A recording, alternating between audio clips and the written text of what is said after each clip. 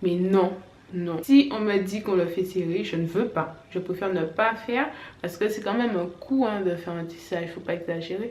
Belle bonjour tout le monde qui a regardé moi, c'est Daniela.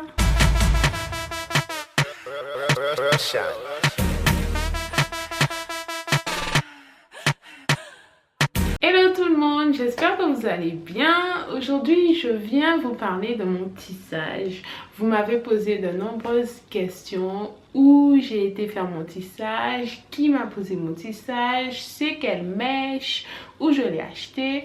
Je réponds à toutes vos questions. Donc c'est parti. Déjà, je ne suis pas très tissage. Le tissage, ce n'est pas ma tasse de thé. L'année dernière, en 2016, c'était le deuxième tissage que je faisais. Le premier, je l'ai fait au même endroit. J'ai acheté mes mèches au même endroit. C'est chez Fanouz Secret. Elle a une boutique sur Paris. Tu peux acheter directement tes mèches là-bas. C'est des Malaisiennes si je me trompe pas. Je m'y connais pas trop dans tout ce qui est mèches. Donc ce sont des mèches naturelles, kinky. Pour moi, c'est pas des vrais kinky parce que pour moi, les boucles devraient être plus serrées. Elle appelle ces types de mèches kinky. Il y a bouclé, ondulé, lisse, ce que vous voulez. Les mèches sont vendues sur le site internet Fanouz Secret. Je vous mettrai l'adresse juste en bas si vous êtes pas en Île-de-France et que vous voulez acheter les mèches. Il y avait une promotion, les bottes moins de 16 pouces ou 14 pouces je crois étaient à 50 €. Donc j'ai 3 paquets sur la tête parce que j'ai une grosse tête. Dans la boutique où elle vend les mèches, il y a un coiffeur, Calderon, qui vous pose le tissage pour 50 €.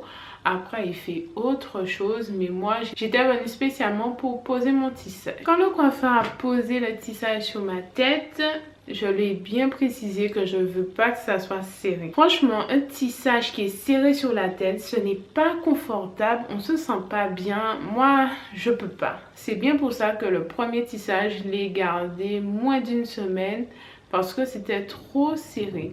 Là, je me sens bien avec mon tissage. J'arrive à toucher mon crâne, à bouger un peu les tresses. Voilà, j'aime pas quelque chose de serré. Je comprends qu'on serre pour que ça gonfle pas. Mais non, non. Moi, quand je fais un tissage, il faut pas que ça soit serré. Quitte à être chiante, je ne veux pas que ça soit serré. Si on me dit qu'on le fait serré, je ne veux pas. Je préfère ne pas faire parce que c'est quand même un coût de faire un tissage, il ne faut pas exagérer. Ce qui a été bien, c'est qu'il m'a vraiment écouté. Bon, il faut dire que je l'ai un peu saoulé à lui dire je ne veux pas que ça soit serré, que ce soit les tresses, que ce soit au niveau de la couture. Après, c'est vrai que pour finir le tissage, c'est un petit peu délicat, il faut serrer pour que ça tienne bien.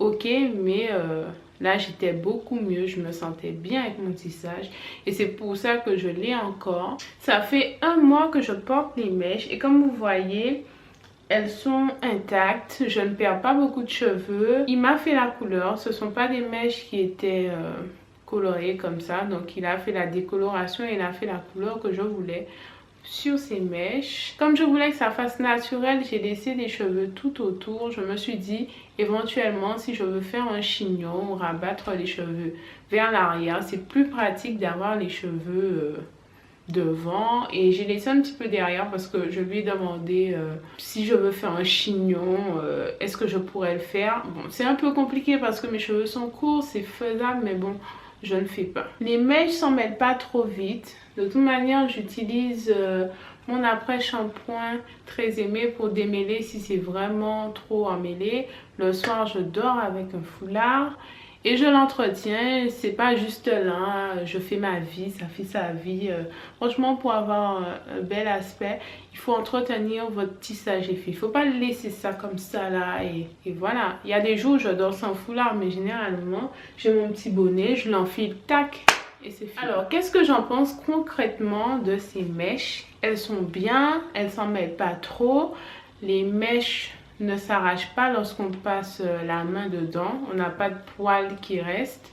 Après, si on force un peu, ben c'est sûr que ça sort, mais je les coiffe rarement au peigne.